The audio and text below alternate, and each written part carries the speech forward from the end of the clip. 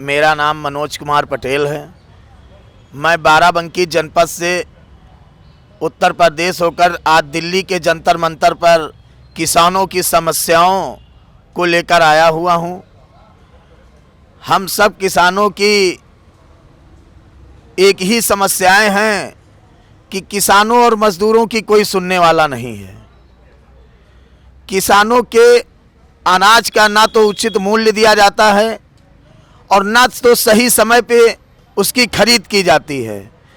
सिर्फ सरकारें जो है मंचों पर खड़े होकर अपने मंत्रियों से यही कहलाती हैं कि किसानों का अनाज हम 1950 रुपए में धान, गेहूं, गन्ना समय से खरीदते हैं और समय से उनका दाम देते हैं, पर यह सब गलत है।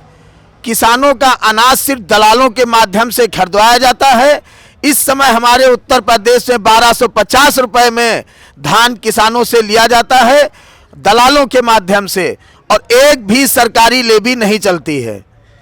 यही हमारी सब परेशानियां हैं और इसी परेशानी को लेकर, किसानों की समस्याओं को लेकर हम जंतर मंतर पर आए हुए हैं सभी किसान, और राष्ट्रपति महोदय को ज्ञापन के माध्यम से अवगत कराएंगे और अपनी समस्याओं का जो है निराकरण की उम्मीद रखते हैं। सर, तो गाजीपुर पर जो समर्थन आंदोलन चल रहा है जी, उसी के इसमें आएगा ना यहाँ पर?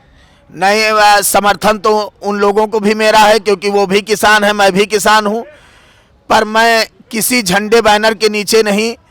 हम सब किसान, हमें किसानों को दुख है, इन सरकारों से दुख है। केंद्र की सरकार हो चाहे हमारे यहाँ उत्तर प्रदेश की योगी सरकार हो, जो उम्मीदों के साथ हम किसानों ने इनको चुना, उन उम्मीदों पर तो इन्होंने पानी फेर दिया। किसानों को उठाने के बजाय किसानों को धरातल में ढकेल दिया। अपने सांसदों की इमारतों में सिर्फ पैसा लगाया, विधायकों को बढ़ाया, किसानों को तो घटाने का काम केंद्र से लेकर यूपी की सरकार ने किसानों को दलदल में धंसने का काम किया है।